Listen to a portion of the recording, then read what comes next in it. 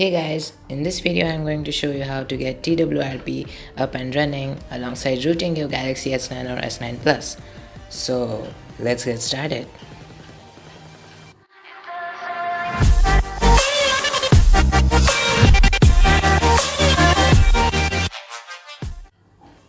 So firstly, I recommend a full backup of your internal storage either in your SD card or PC, or use the Samsung Cloud because this will wipe up your internal storage. And here I am using a S9 Plus Exynos variant, but this is applicable to every Exynos S9 device. After that's done, head over to developers options, which can be enabled by repeatedly tapping the build number in your about device section. After that's done, look up for OEM unlock option in the developers options. Now if you don't have this option, then don't worry, as it will be there after a few days. When you enable OEM unlock, the device will undergo a factory reset which will wipe up your internal storage. Also make sure you enable USB debugging right now. After all this is done, turn off your device. Now head over to your PC and download all the files I have linked up in the description. And meanwhile all the files are being downloaded, why not consider subscribing? Alright, now you need to make your phone enter download mode by simply holding the volume down plus Bixby plus power key. Now plug your Samsung Galaxy S9 into your PC.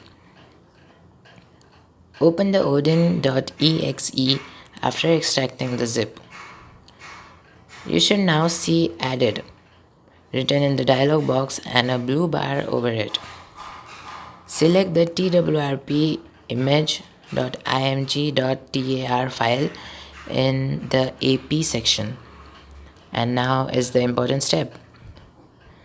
Once you hit start, press and hold the volume up plus Bixby plus power combination to skip a boot, because if you boot in such a step, then you will end up in a boot loop.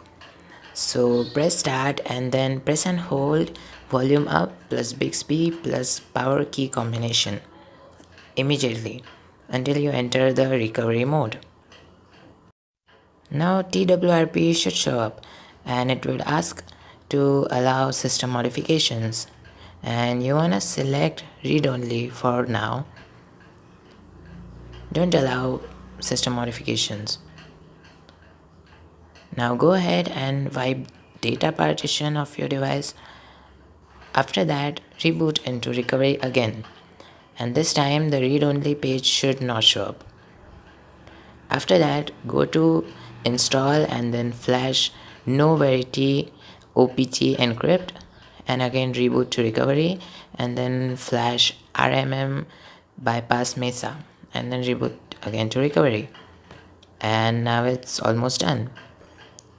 Now you can either boot up into system or flash a custom ROM like Lineage OS or flash Magic Zip for gaining root access. So that's all about it. Feel free to comment down any questions below. And thanks for watching, and I'll see you guys in the next video.